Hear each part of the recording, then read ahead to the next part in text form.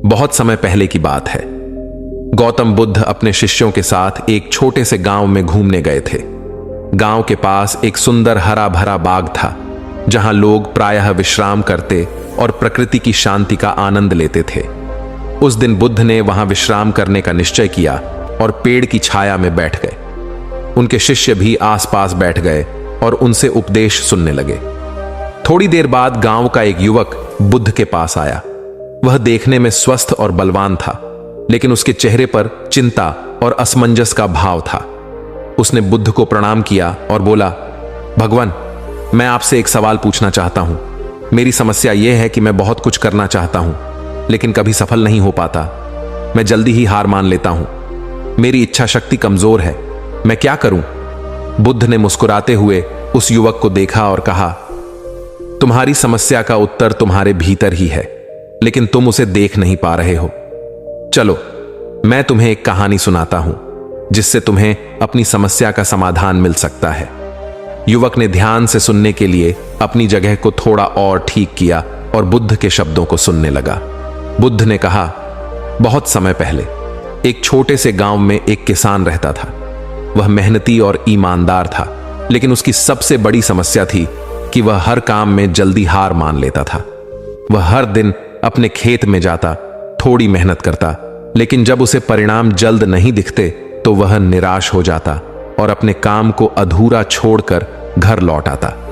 किसान के पास एक पुराना बैल भी था, जो काफी बूढ़ा हो चुका था। बैल ने अपनी जिंदगी भर किसान की सेवा की थी, लेकिन अब वह धीरे धीरे कमजोर हो गया था। एक दिन किसान ने सोचा कि इस बैल का अब कोई काम नहीं है, इसे बेच देना चाहिए। लेकिन बैल ने किसान से कहा, मालिक, मुझे मत बेचो, मुझे एक मौका दो। मैं अभी भी मेहनत कर सकता हूं, बस मेरी इच्छा शक्ति पर भरोसा करो। किसान को यकीन नहीं था, लेकिन उसने बैल की बात मान ली। अगले दिन किसान और बैल ने मिलकर खेत में काम करना शुरू किया। किसान का हौसला बार बार टूटने लगा, लेकिन बैल अपनी पूरी इच्छा शक्ति से लगातार काम करता रहा। बैल ने कभी हार नहीं मानी, चाहे काम कितना भी कठिन क्यों ना हो। कुछ ही हफ्तों में खेत लहलहाने लगे और अच्छी फसल तैयार हो गई। किसान को यह देखकर बहुत खुशी हुई और उसने महसूस किया कि सिर्फ मेहनत ही नहीं, बल्कि लगातार प्रयास और इच्छा शक्ति की भी जरूरत होती है। बुद्ध ने युवक की ओर देखा और कहा, इस कहानी से क्या सीखा तुमने? युवक ने कुछ देर सोचा और फिर कहा, भगवान, मैंने समझा कि इच्छा शक्ति सबसे बड़ी ताकत है। चाहे परिस्थितियां कैसी भी हों, अगर हम अपने प्रयासों में निरंतरता बनाए रखें और हार न माने, तो हम किसी भी कठिनाई को पार कर सकते हैं। बुद्ध ने मुस्कुराते हुए कहा, तुमने बिल्कुल सही समझा। इच्छा शक्ति वह शक्ति है जो हमें कठिन परिस्थितियों में भी स्थिर और मजबूत बनाए रखती है। यह केवल बाहरी शक्ति नहीं होती, बल्कि हमारे मन की स्थिति होती है। अगर मन मजबूत हो तो कोई भी काम असंभव नहीं होता। युवक ने बुद्ध के चरणों में झुककर धन्यवाद दिया और वहां से विदा लेकर अपने जीवन में इच्छा शक्ति को धारण करने का प्रण लिया। उसने अपनी कमजोरियों को ताकत में बदलने का निश्चय किया और निरंतर प्रयास करने लगा। धीरे धीरे युवक ने अपने जीवन में बहुत प्रगति की। अब वह कभी हार नहीं मानता था और हर चुनौती का सामना पूरे आत्मविश्वास और इच्छा शक्ति से करता था।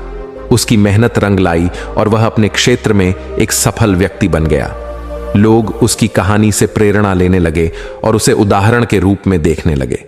इस प्रकार गौतम बुद्ध की इस छोटी सी सीख ने युवक का जीवन बदल दिया और उसने यह समझ लिया कि इच्छा शक्ति किसी भी लक्ष्य को प्राप्त करने की सबसे बड़ी कुंजी होती है।